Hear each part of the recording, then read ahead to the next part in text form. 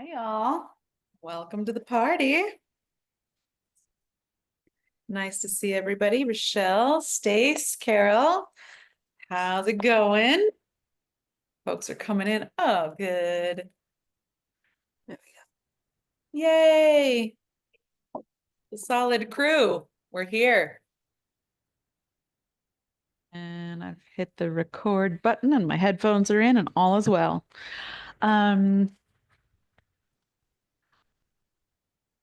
How many people have really explored the resources in the classroom? And give yourself sort of a percentage or a number out of 10. Explored, familiar with resources in the classroom. Good. 6, something. Meh. Okay. 5. Cool. Okay. Nobody's in trouble. It's called school, but it's nobody's gonna get in trouble. I'm just really curious to see if we're familiar with the resources and able to access them when we want or need them, but also just going to give everybody a challenge today. If you haven't already, I triple double dog dare you to go download the Creative Cycle Tracker. It's a fun resource that we made last year to have a visual about your own creative process. Here we have always been talking about moving. Yeah, that's the one. Carol gets a triple. Oh my God, gold star for Carol. Nobody gets in trouble, but we do get stickers. Okay, amazing. And then the point is to choose like a color for each of the phases: rest, plan, create, and revise. Color code those so that then each day of the grid can have a certain color. Otherwise, it doesn't track. So give it a color, and then let's see what else. Yep. And then there's some other colors of like, I'm actually procrastinating. I am avoiding my writing process, right? Whether it's productive procrastination or just good old homegrown procrastination. This is just, it's not the end all be all, but it's a resource that can help reflect back to you how long you're in a particular phase, whether you, okay, because we know that Leslie's in the revision phase, but also there's the work that I have to do on my project, but there's this is the energetic vibe I'm actually in, right?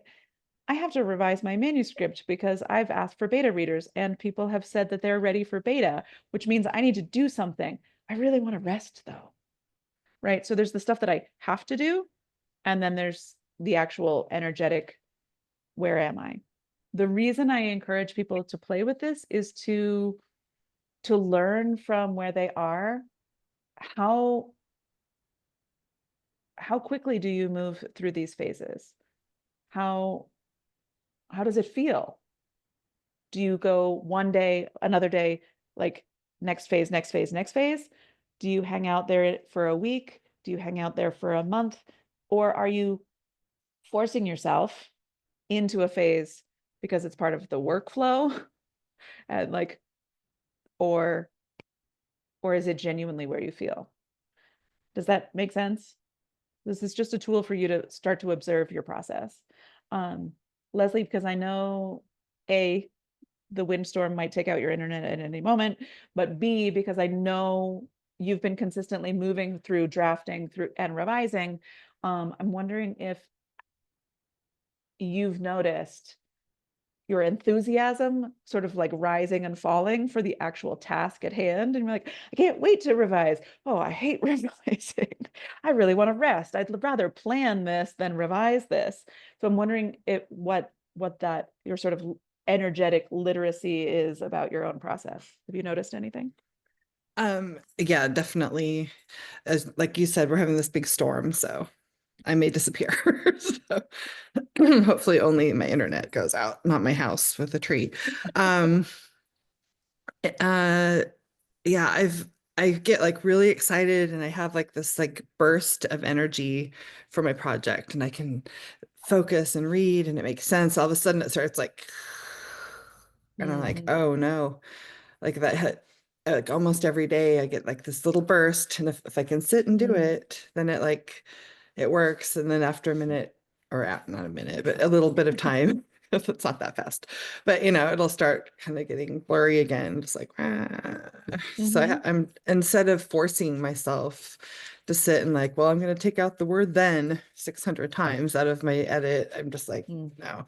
Um, just stepping back and but I find my energy for the project is kind of going up at the same time as like my energy for stuff like projects in my house and stuff I need to do with Mm. my kids. So kind of I have this full burst of energy going Mhm. with me. I'm like, okay, so maybe I'm aligning with that. Yeah. All of me is kind of getting in instead of like, oh, my energy's over here for this and down here for this, and no way am I Right. going to sort my clothes out. But I mean, it's like Yeah. I feel like I'm kind of starting to get it more into the groove. Nice. But I have to be okay with the days when I'm like, this just doesn't read. Like I can't Yep. Yep. process it. But Amazing. I've made a lot of progress this week. So thanks to Carol too. She's been awesome at checking in and asking tough questions. So it's been nice. So, Amazing. That's great. And I think it's completely accurate that like when our energy is high, that can get us excited for other things. And like we can have high energy for all of the things. I do want to fold my laundry and I do want to clean the this and then I do want to um I know personally there are phases of my week and life and months that everything's a slog, right? And I would much rather do nothing. So it takes a lot more energy to show up in the same way.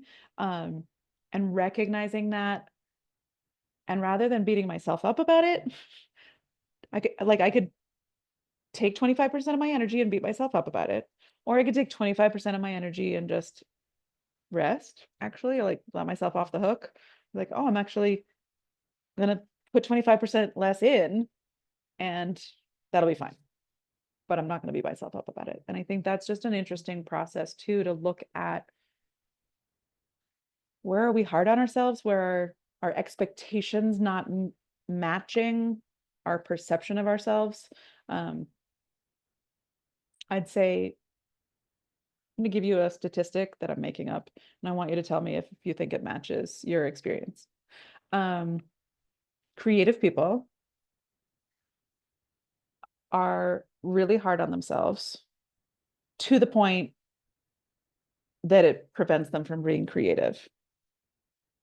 Does that statement feel accurate to you? it absolutely does. And it also relates back when I was running a sourdough bakery out of my house during COVID.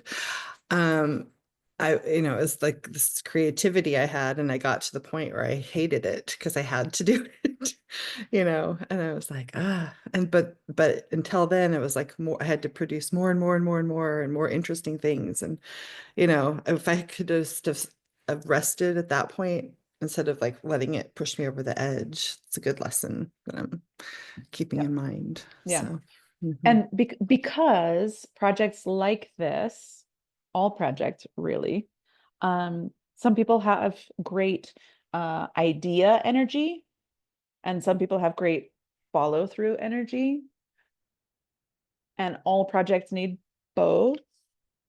And very few people have a solid balance of both, which is again why it's nice to have an accountability partner. It's why it's nice to have an ideation partner, right? Like, oh, that got my juices flowing. Now I can finish with it. Or I got my juices flowing, but I can't finish this like last mile. I can run a marathon, but the last mile is going to kill me, right? Um, and so just looking at our own process and looking at the stories we tell about who we should be, where we should be, and how easy or graceful we should be in the journey. I think, again, we're just clearing away some of the psychological obstacles to the process. One of my books, I think it's this one, there's a couple of pages of permission slips at the back. Very, very teachery. This one. If there aren't permission slips, there should be. Oh, there are. Permission to do it badly, but also like just permission. Okay. So, and I printed them so you could actually like tear them out and fill them out. Yeah. Permission to share, permission slip, it's blank. Permission to try again, permission to do it badly. So what I want to encourage you to do today, aside from downloading the Creative Cycle Tracker, and it's a whole year. Do I expect you to do this every day for a year? Only if you really want to. But it's a tool to help you figure out your own process. Today, what I do want to see you do, whether it's a Post-it or a piece of paper or on the mirror, I don't care. What permission can you give yourself? This is not a rhetorical question. I'm going to ask each of you to say it out loud. If you could give yourself permission.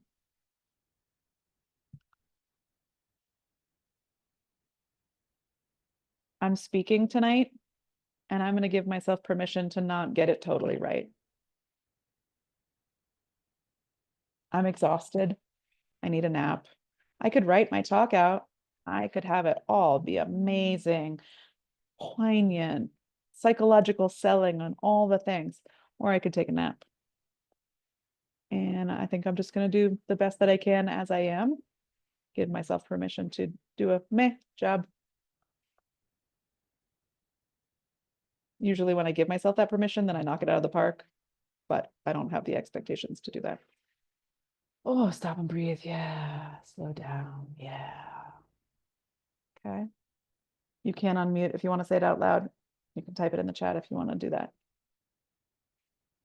How does it feel to give yourself that permission?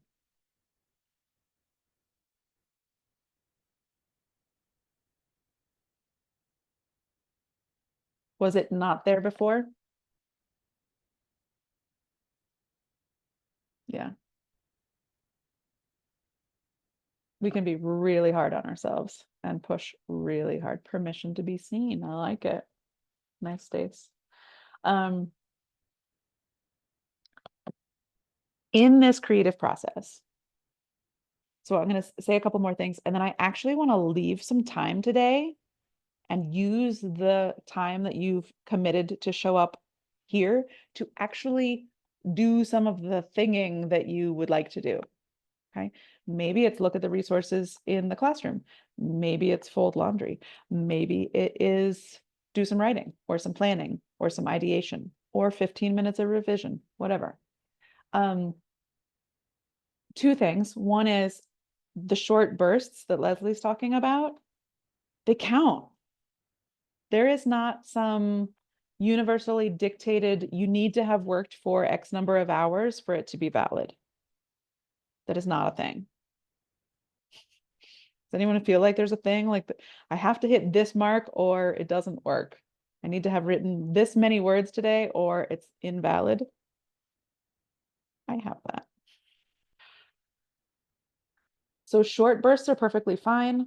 Scheduling, again, we talk about the planning of like when during the day, when during the week, when is your focus and energy for this? Carol, I think you shared recently that your like best time isn't the time that you thought it was. Is that right? Yeah, I was trying to do it in the afternoon, like after I got home from playing tennis and yeah, and my biorhythm, my afternoon, I'm just dead. I'm like, so now instead of like sitting on the couch and drinking my coffee, I bring my coffee in my office and write for 20 minutes or a half hour. And it's so much better. I mean, at least I'm like Leslie, I get these little short bursts and I'm like, okay, I did something today and now I can go do the rest of my day and not worry about it. So, and still be dead in the afternoon without feeling like you did something wrong. Right. I love that. Because And I've posted this image a bunch of times, and it's from a book I read years ago called The Slight Edge. It's the little things that we do repeated over time.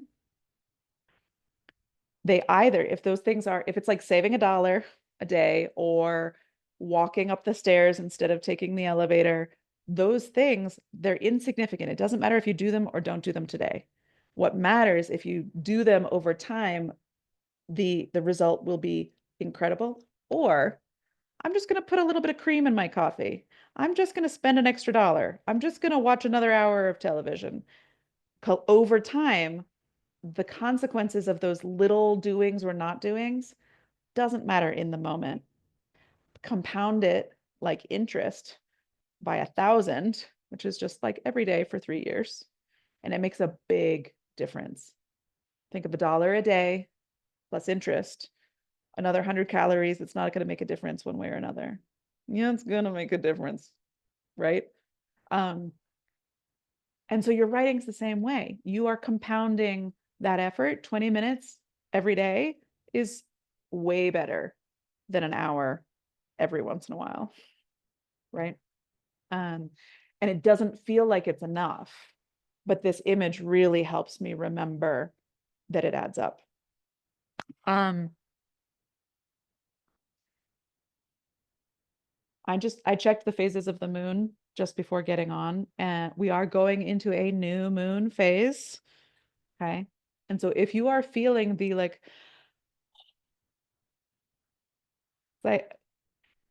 so Stace sounds like he's might be going into a full moon phase. He's like, I am ready to be seen, baby. I'm coming out. Watch me. That's fine. That's perfect. Knowing where you are, it doesn't matter where anybody else is.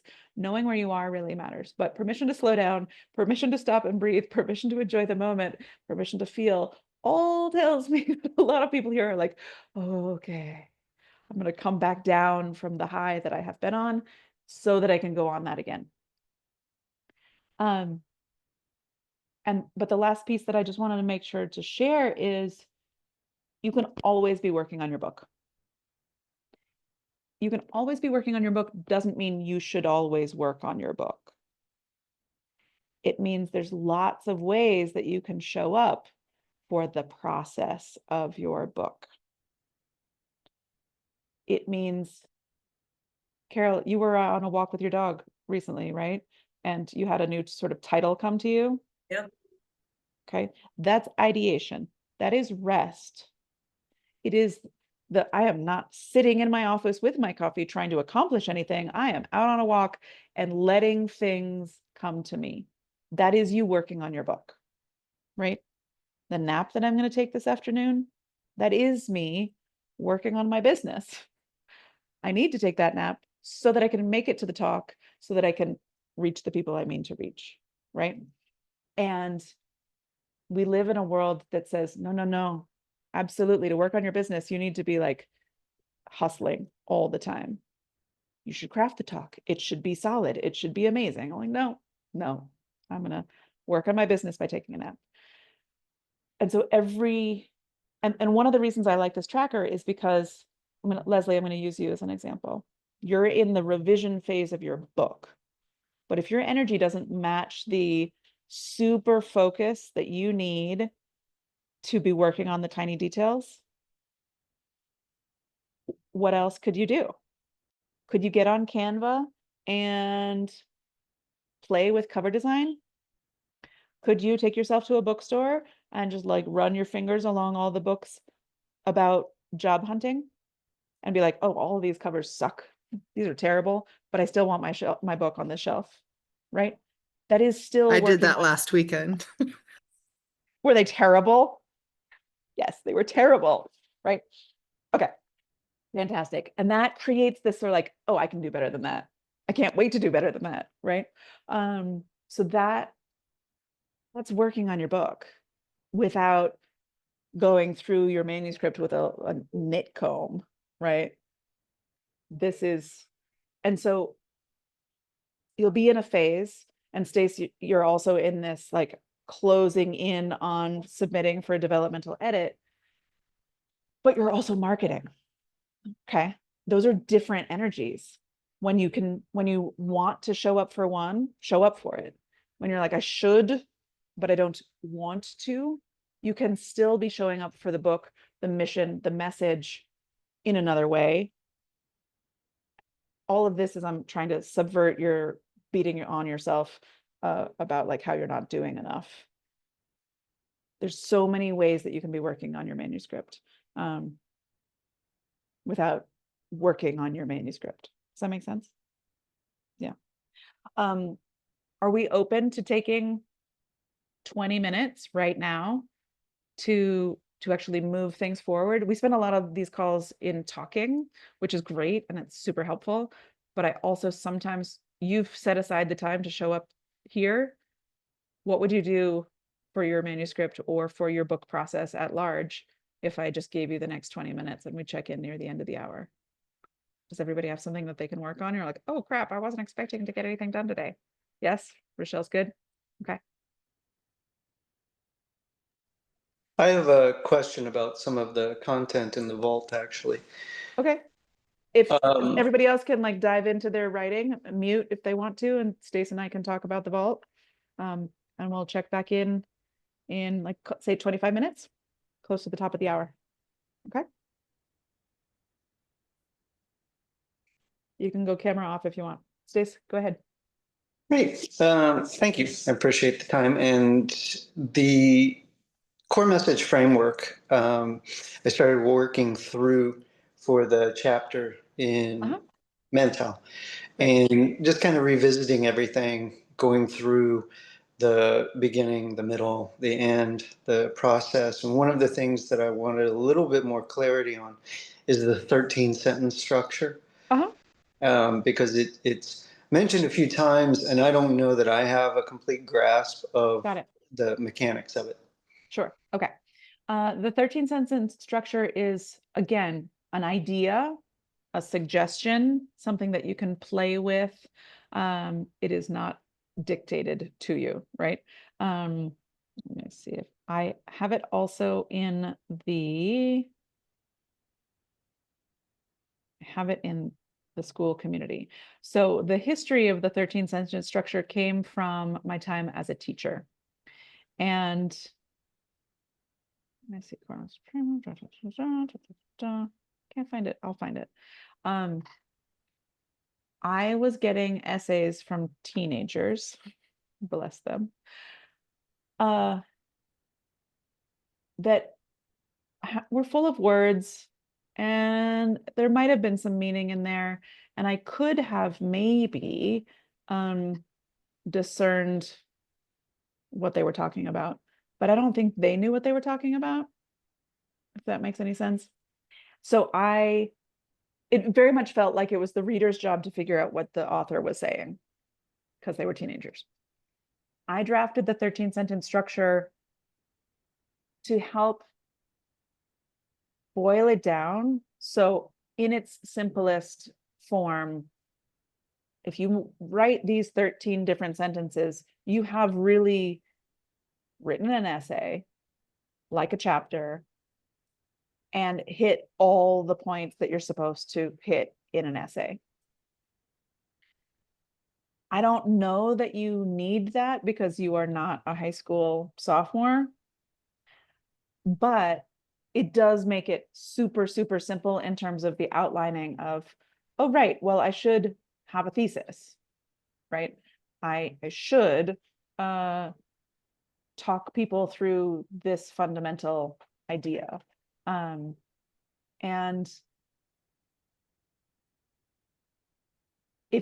especially when you're drafting a chapter, sometimes we get sucked up into a single idea and forget to do what we came to do, which is maybe like create the reader transformation, or if I said at the intro, I'm going to do this, this, and this, but I don't, then there's no structure. You're confusing your reader. I'm looking for where I actually drop these resources in because I know they're in here somewhere.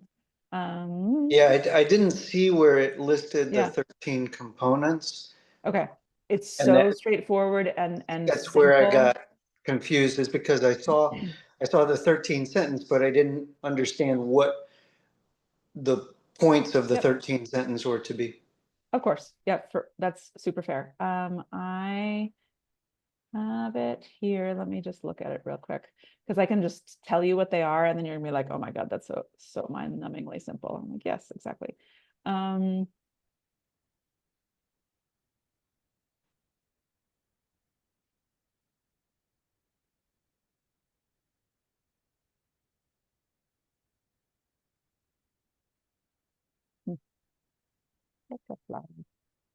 I've very much seen it recently, and my brain is having trouble pulling up where.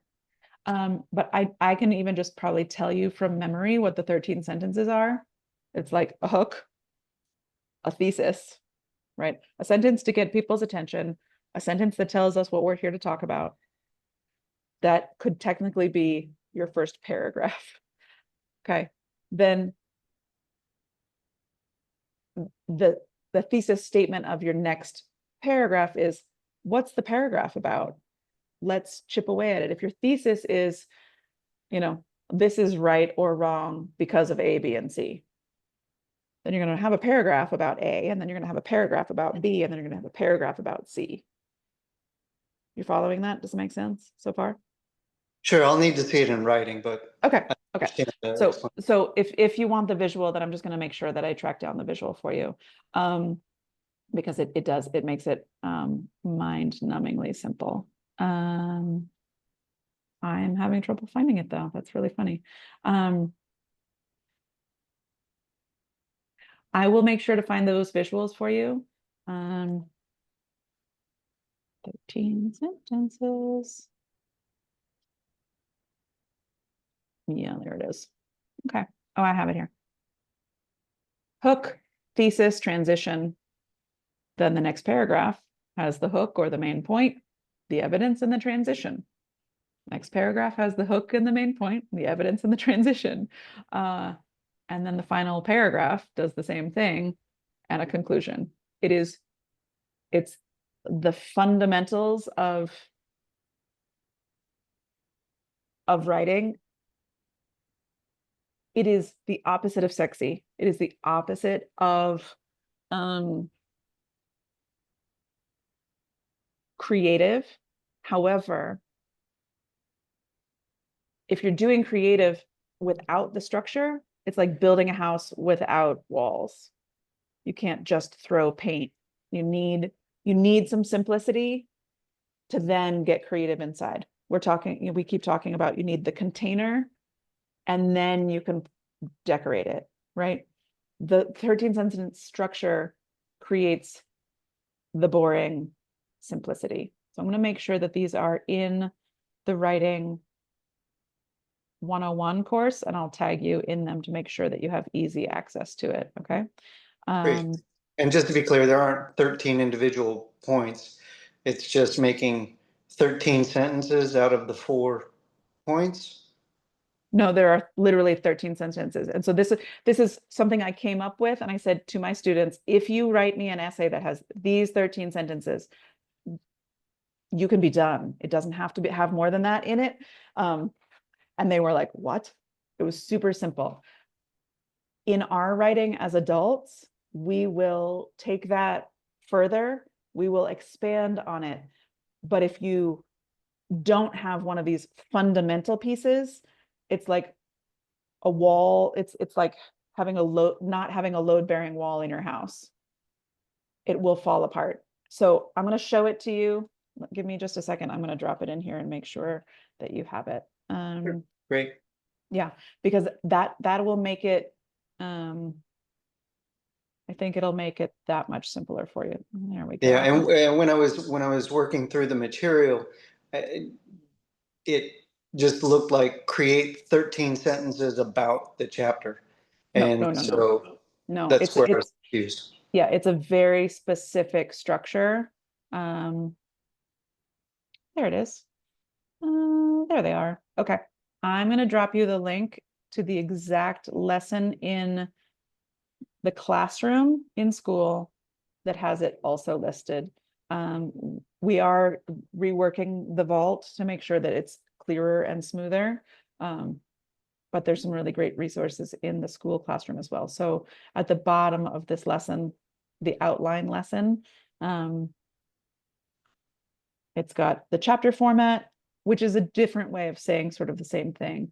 The 13 sentence structure takes that outline and just makes it like, what would you say here? What would you put in here? What is the thesis to your chapter? Yeah, I think that's where I was confused because I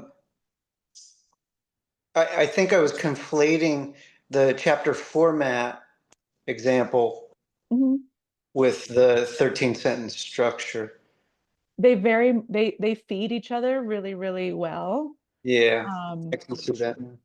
Yeah, they complement each other. Some people prefer the chapter format, and some people need the actual sentences.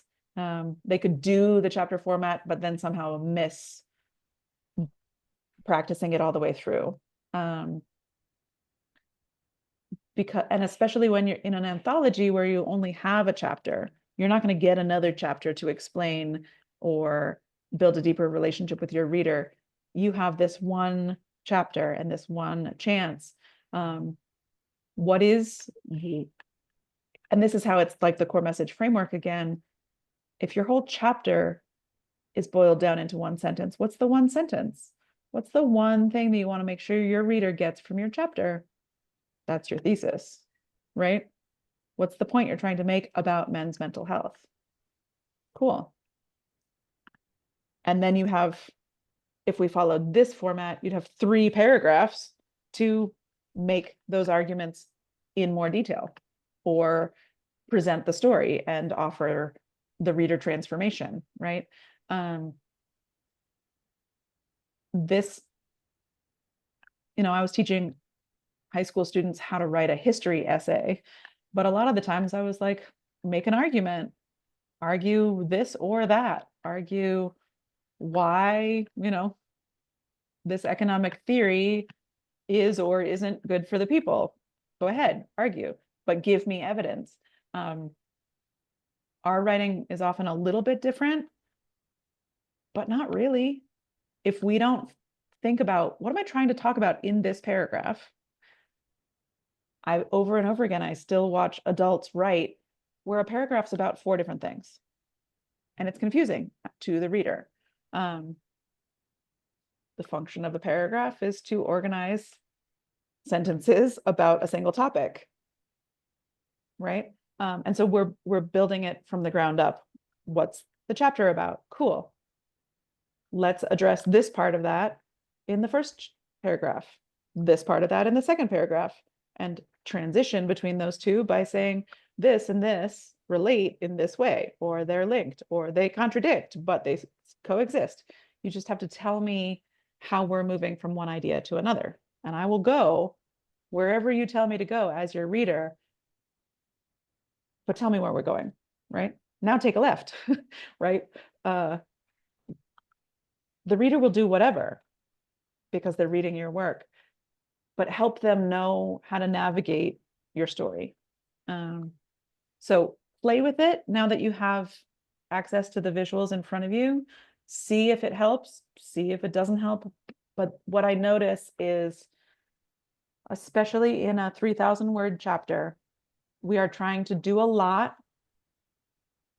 And sometimes when we're trying to do a lot, structure goes by the wayside, and then it becomes harder to accomplish the goal for the reader, which is, okay, I want my reader to walk away and understand this, this, and this, or understand this idea, and because they saw this example, and this example.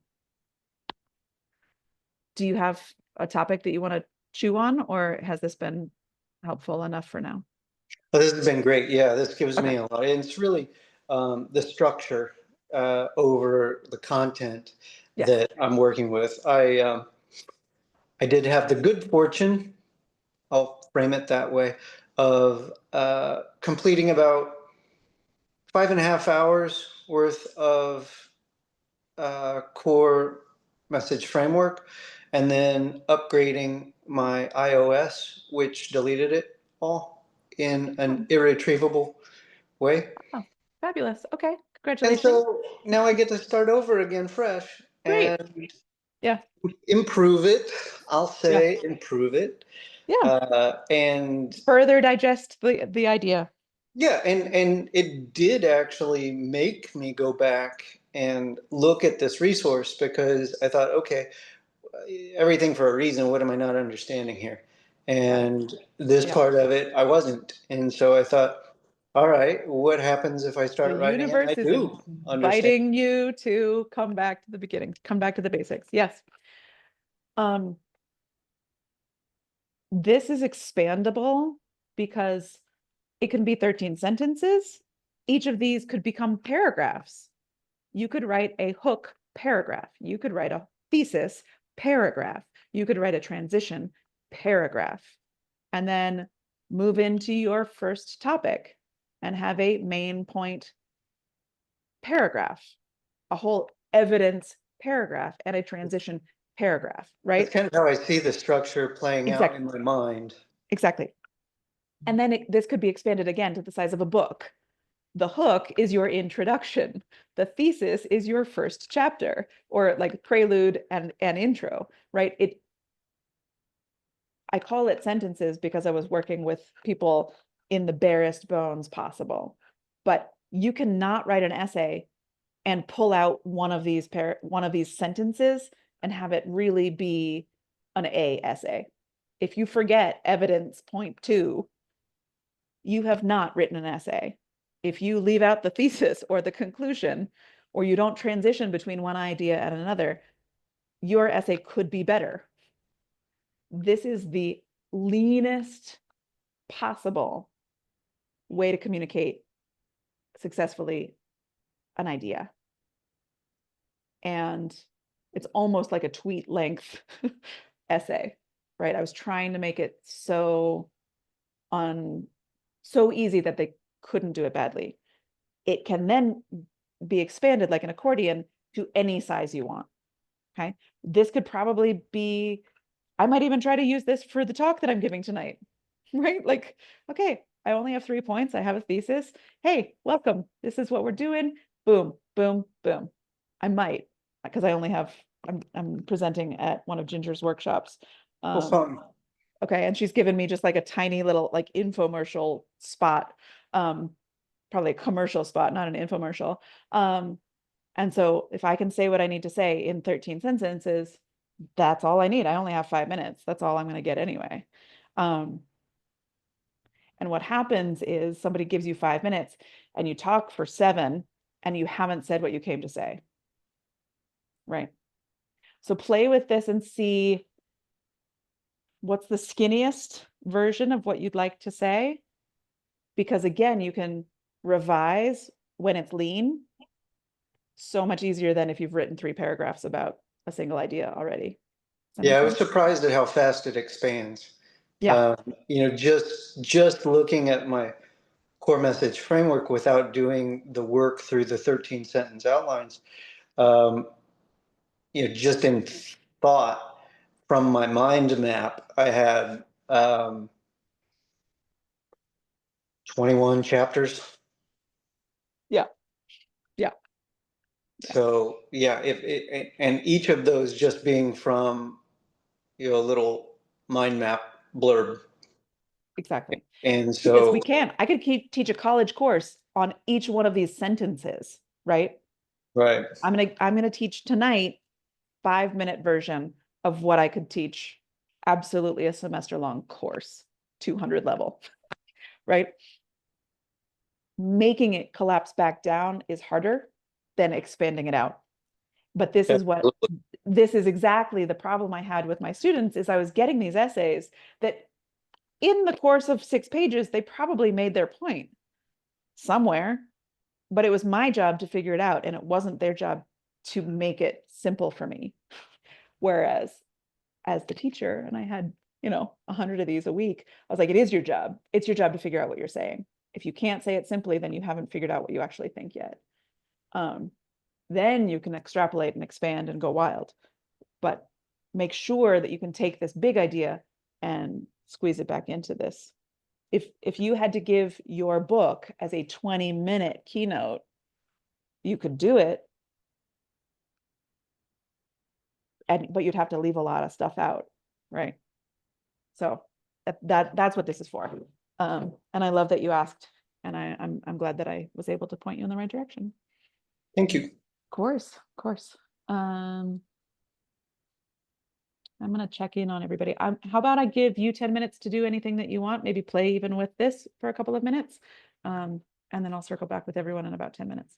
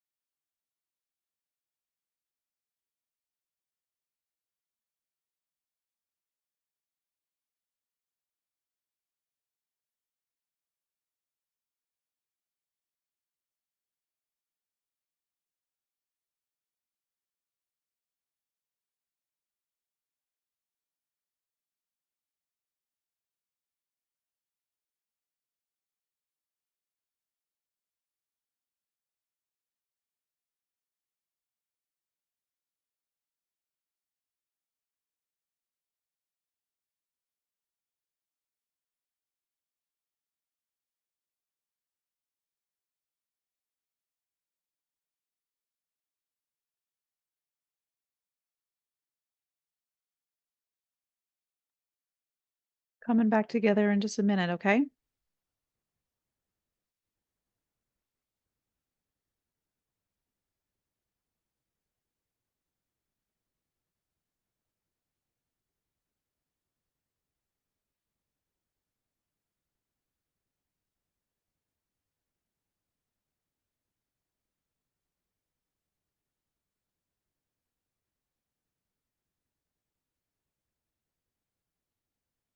I'm back on camera if you all are with us. We will do a quick reflection. What did we do? Report back what we accomplished, and then we'll say adios. Unmute. What was useful? What did you accomplish? How did you, let me rephrase that. How did you show up for your process today? Anybody can unmute and take it away. I'll start. Thanks, Carol. So when I was on that same dog walk the other day, it's this one house I walk by. It's just like, it must just be like this inspiration house for me. But I was walking by it on Christmas morning, and when a light went on in the house and it caught my attention, I looked up and I saw these two little kids running down the stairs on Christmas morning. I'm like, huh. I love that feeling. Like, and I thought about it. I'm like, that's the same feeling I had when I showed my boss my 100-day plan for the first time. It was like this nirvana moment. Like, and I'm like, I got to write that story and put it in my book. So that's what I spent the last 20 minutes was writing that story. And Awesome. book. Yeah. So it's like, now I'm like, I feel great. So thank you for this gift of 20 minutes in my day. It was beautiful. Yeah, I'll be sprinkling them in regularly so that we can, because I recognize that your time is one of your most valuable assets. You're showing up for your book by coming to these calls. Let's move the needle. We need to have an understanding of the process and then just the time to actually implement. So I'm glad that worked. Who else? That's great, Carol. I love it.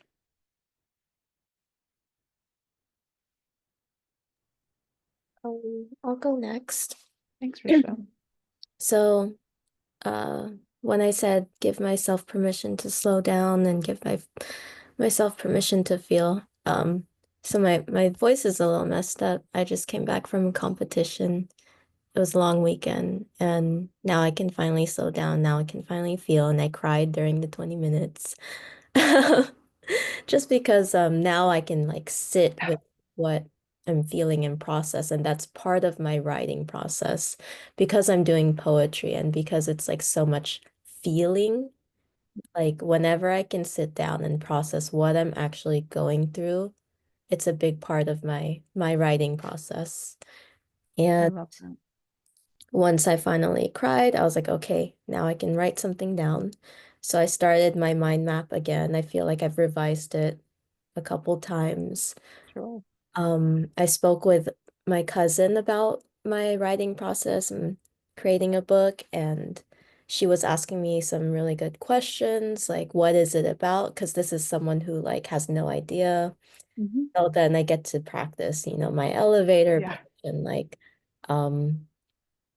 yeah, so that was also helpful in figuring out my mind map again.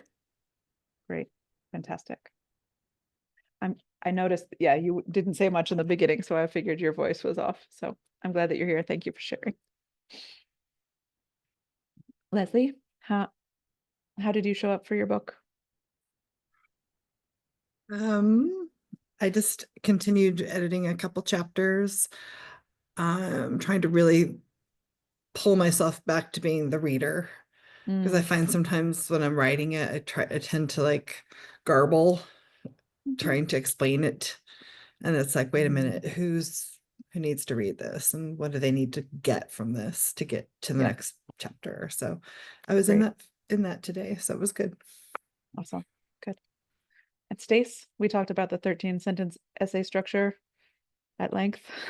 Yeah, and I realized that, I need to embrace some of the passive work that I'm doing.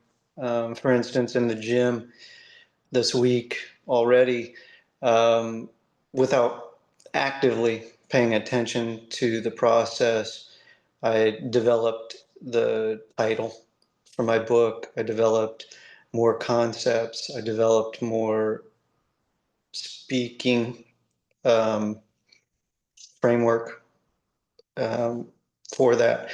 And I think your point was very relevant in that there's a transition between writing and marketing. And I've put in the heavy lifting for my manuscript, and I've got one more review on Friday, and then I'll be submitting it for publication and developmental editing next week. So I need to be ready for the marketing part of it. And I can't go into that exhausted from the process. So I need to give myself the grace to prepare for that endeavor and to be able to give myself to it 100%. I love that. No one would say at the end of a marathon, aren't you excited about your next marathon that starts in 5 minutes? Like, here's your medal, keep running. Right? I do feel like somebody asked me, like, within a week of giving birth when I was planning on having another child. And I was like, you're hilarious. I'm going to strangle you. Like, never. I'm never doing that again. I'm never going to do anything that's associated with that ever again. Right? And yet, when it comes to work, when it comes to the creative process, it's boom, boom, boom, boom. And if you're not throwing down all the time, we feel like we're not doing it right, or we're never going to get there. And this is why I keep drilling this creative process, because you will get so much more work done in 2 weeks if you rest this week. So much more.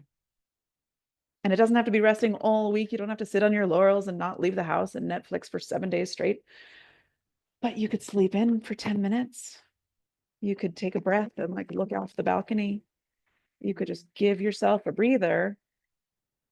Do one fewer things this week so you can, when I do this, and I do think I need to, not as soon, after my current book is finished, there is probably another book in there, because this creative process, as applies to business and all things life, is absolutely legit. But we burn ourselves out because we don't create this rest. I have been tracking this for 7 years. When I rest, I can get a month's worth of work done for 2 weeks in a row in the middle of the cycle. That creative, I can create like nobody's business. And when I'm like, I'm just going to keep working a little bit, I'm just going to keep working a little bit, I'm going to keep working a little bit, I absolutely can't throw down because I'm exhausted as a constant state. So to your point, Stace, give yourself that grace, celebrate the accomplishment. And you've heard all this stuff before, and you're like, oh yeah, that, right, okay. Some people celebrate with like a bottle of champagne and a late night. If that works for you, go for it. If that doesn't revive you and like make you feel more energized in the morning, then like explore all alternative celebrations. But this process, you will need to ideate your marketing. You will need to plan your marketing. You will then show up for your marketing, and then you'll look what's working, what's not working, and revise your marketing. This is not just a writing process. This is an everything process, which is part of why I like it so much. So I'll share with everybody my win for the week. My manuscript is as done as I can make it at this point. I have nothing else to edit. I have nothing else to give to it. It is out of my hands at this point. And to celebrate, I have an unhealthy fascination with everything automotive. So I splurged by getting tickets to the Formula One race here in Miami, which is something that I've wanted to do. It's been on my bucket list. I've always put it off. And so I gave myself permission to receive that as a gift for my accomplishment. And that felt really good. I love that. I love that. All of it. The celebration, the the knowing that you've taken it as far as you can take it. Somebody recently asked in the last week or so, how do I know when is a good time? We were talking about the contained exposure. How do I know it's time to share it with somebody? How do I know it's ready for developmental edit? And what you just said, Stace, is the definition of that. I have done everything I know how to do on my own, and I am at my limit. It's great. And now I'm ready to let somebody else help me make it even better. With that, at the top of the hour, we will sign off. Sending you blessings, love to you all. Always, I'm also energized by your participation and your wins and your growth in here. So keep it up, and I will see you all soon.